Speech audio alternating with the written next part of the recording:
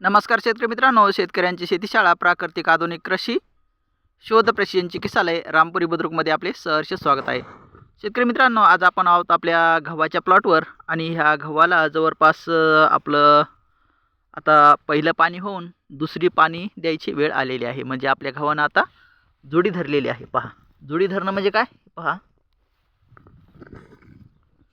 एका दाण्यापासून एवढे ठोम तयार झालेत. एका दाण्यापासून एवढे ठोम तयार झालेत. याला म्हणतात जोडी धरणे. याला म्हणतात जोडी धरणे. तर एका दाण्यापासून एवढे ठोम तयार होणं. एका दाण्यापासून किती कोंब तयार झाले त्याला म्हणतात जोडी धरणे. हे पहा, इथं 2 दाणे आहेत, इथं किती जास्त ठोम आहेत. तर इथं एका दाण्यापासून किती ठोम तयार झालेत आपण पाहूया. हे पहा, 1 2 3 4 5 6 7 8 9 10 11 आणि 12 ठोम तयार झालेले आहेत. म्हणजे 12 कोंब म्हणा तयार झालेले आहेत. ह्या कोंबापासून, ह्या गव्हापासून किती तयार झाले पाहूया आपण. 1 2 3 4 5 6 7 8 9 10 11. आता हे गहू, ह्या गव्हापासून किती तयार झाली पाहूया आपण. 1 2 3 4 5 6 7 8 9. हे पहा, गेल्या वर्षी शेण दिसतंय आपल्या रानामध्ये. मित्रांनो, असं कच्चं शेण टाकू नका, तुम्हाला विनंती आहे. असं कच्चं शेण नाही टाकायचं. शेण समजा शेणगोम तर स्लरी तुम्ही टाकली असेल, ही स्लरी दिसते. शेणगोम तर स्लरी जर तुम्ही टाकली असेल तर ते योग्य आहे. पण बिगर कुजल्याला असं शेण रानात टाकू नका, ही विनंती आहे.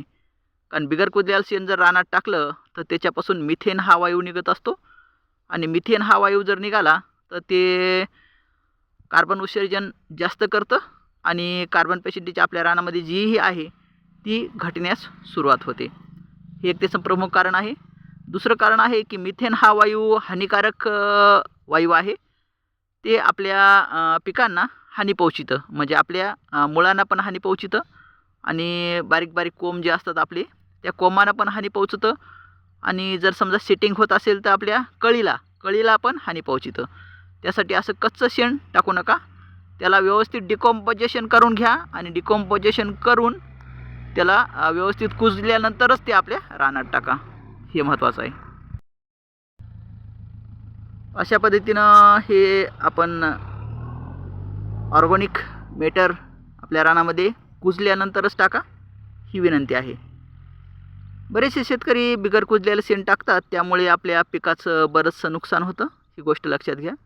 कारण आपल्या पिकाला जे लागणारे एलिमेंट्स आहेत, नत्र, स्फुरद, पालाश मुख्य अन्नद्रव्य, कॅल्शियम, मॅग्नेशियम, सल्फर दुय्यम अन्नद्रव्य, जस्त, लोह, मंगल, बोरॉन, कॉपर, मॉलिब्डेनम आणि क्लोरीन, मायक्रोन्यूट्रन, म्हणजेच जे नॅचरल आपल्याला मिळतं, हायड्रोजन, ऑक्सिजन आणि कार्बन डायऑक्साईड, हे पण खूप गरजेचं असतं.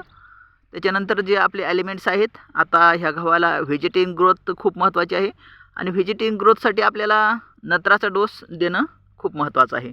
पहिल्या पाण्याला पण आम्ही नत्र दिला. पहा, आमचा गहू किती मस्त आहे, हिरवागार उगं मस्त. आणि दुसरा पण आपल्याला नत्राचा डोस द्यायचा आहे. आणि पहिलं जे खताचं व्यवस्थापन केलं म्हणजे आपल्याला पेरणीच्या वेळेस, त्यामध्ये आपण दिलेलं आहे 10-26-26 एकरी 2 बॅग आणि मॅग्नेशियम सल्फेट 25 किलो आणि कॅल्शियम नायट्रेट 10 किलो, असा हा पहिला डोस आहे. दुसरा डोस आपण दिलेला आहे याला नत्र प्रति एकर 1 बॅग 50 किलोची, 45 किलोमध्येच येतं आता. आणि आता तिसरा डोस पण द्यायचा आहे आपल्याला नत्राचा. त्यामध्ये पण आपल्याला घ्यायचं आहे नत्र 50 किलो. तर ह्या गोष्टी लक्षात घ्या. त्यामध्ये नत्राचे जर समजा आपण 3 डोस बी दिले, 1-1 बॅग करून 3 बॅग जर टाकल्या आपण, किती दिवसाला पाणी देतो आपण? 21 दिवसाला. तर 21 दिवसाला 3-3 बॅग जरी आपण टाकल्या, 1-1 बॅग जरी आपण टाकली, 3 बॅग पूर्ण, तरी आपली व्हेजिटेटिव्ह ग्रोथ 1 नंबर होते. आणि त्याच्यानंतर 4थ्या पाण्याला काहीच नाही टाकायचं. आणि 5व्या पाण्याला 6व्या पाण्याला जर समजा आपल्याला टाकणं झालं तर थोडंसं 0050 द्या पाण्यामधून, विरघळून द्या. म्हणजे काय होईल की जे आपल्या दाणा परिपक्व होणार आहे, मॅच्युरिटी डोस त्याला म्हणतात, जे आपला दाणा परिपक्व होणार आहे त्याला मदत होईल.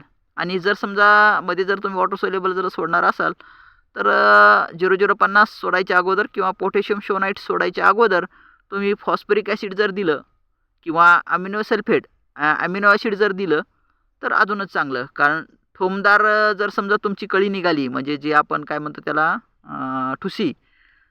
ठुशीमध्ये जर थोंब जर चांगले भरले तर अर्थातच आपला गहू जोरदार निघेल. अशी ठोंबी कोंब जी आपली ठुशी आहे अशी लांब झडक निघेल, जवळपास 5 इंच 6 इंच. आणि जेवढी ठुशी लांब तेवढे ठोंब जास्त, आणि जेवढे ठोंब जास्त तेवढे गव्हाची दाण्याची संख्या ठुशीमध्ये जास्त, आणि तिथंच आपलं उत्पादन वाढ मिळते, आपल्याला उत्पादनामध्ये वाढ मिळते. ह्या गोष्टी छोट्या छोट्या आहेत पण खूप महत्त्वाच्या आहेत. या गोष्टीचं अनुकरण करा आणि आपल्या शेतामध्ये आपल्या गव्हाचं भरघोस आणि दर्जेदार उत्पादन कमीत कमी 25 क्विंटल प्रति एकर निघालंच पाहिजे मित्रांनो आजच्या घडीला, आहे ना. हे महत्त्वाचं आहे. 25 क्विंटल जर उत्पादन निघालं तर सरासरी भाव आपला 2-2.5 हजार रुपये जरी म्हणला तरी बी आपल्याला 50 ते 60 हजाराचं उत्पादन मिळून जातं एका एकरामध्ये 4 महिन्यात. तर हे आहे असं व्यवस्थापन. 60 हजार रुपये जर मिळालं उत्पादन तर 20 हजार रुपये खर्च होईल आणि सरासरी 40 हजार रुपये प्रति एकर आपल्याला उत्पादन मिळून जाईल 4 महिन्यामध्ये. 4×12 म्हणजेच 4×4=4 4×12 म्हणजे 1,20,000 रुपये प्रतिवर्ष आपल्याला उत्पादन घ्यायला सोपं जातं. म्हणजे ज्या शेतकऱ्यांना एकरी 1,00,000 रुपये उत्पादन मिळत नाही त्या शेतकऱ्यांनी कृपया करून शेती सोडून अन्य व्यवसाय करावा ही विनंती. कारण मित्रांनो 1,00,000 रुपयाच्या आज जर तुम्ही उत्पादन एका एकरात जर घेत असाल तर ते आजच्या घडीला परवडत नाही. शेती करण्याच्या घडामोडीमध्ये आजच्या घडीला 1,00,000 रुपये कमीत कमी उत्पादन जर तुम्हाला मिळत नसेल तर ती शेती तुम्ही करण्यात अर्थच नाही आहे ना. हे महत्त्वाचं आहे.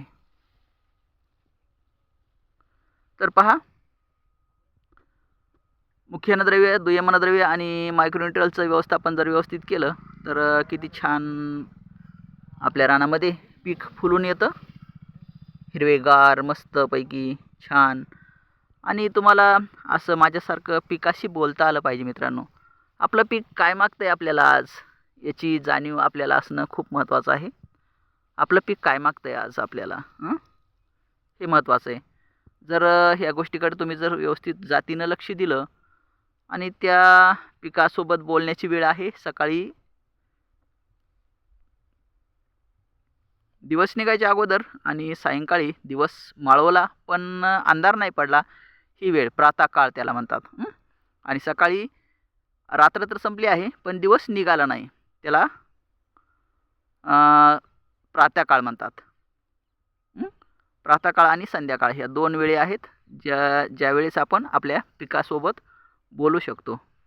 थँक्यू मित्रांनो. Wish you all the best. आपल्याही शेतीमध्ये काही अडचणी जर येत असतील तर आमचा व्हॉट्सअप नंबर आहे 9623066788. या नंबरवर संपर्क साधावा. आपल्याला फ्री ऑफ कॉस्ट मार्गदर्शन केले जाईल. आमची शेतीशाळा आहे मित्रांनो. विषमुक्त अन्न निरोगी जीवन मिशनवर आम्ही काम करतो आणि क्रॉप गाईडलाईन पण फळबागेसाठी इतर कॅश क्रॉपसाठी शेतकऱ्यांना पुरवतो. बघा आमचा प्लॉट फिरून दाखवतो एकदा.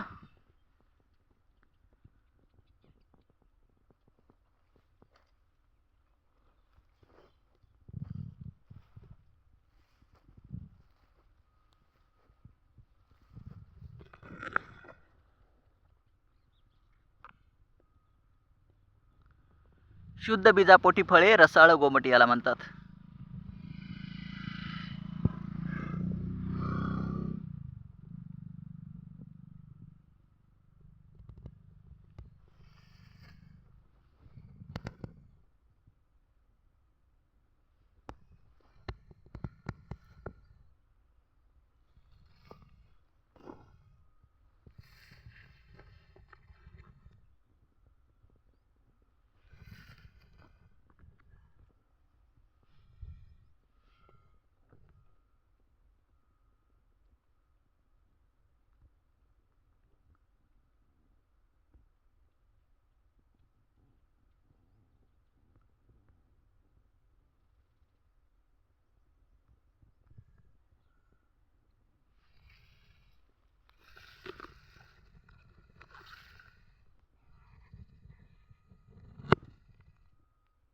थँक्यू मित्रांनो. Wish all the best. जय हिंद, जय भारत, वंदे मातरम.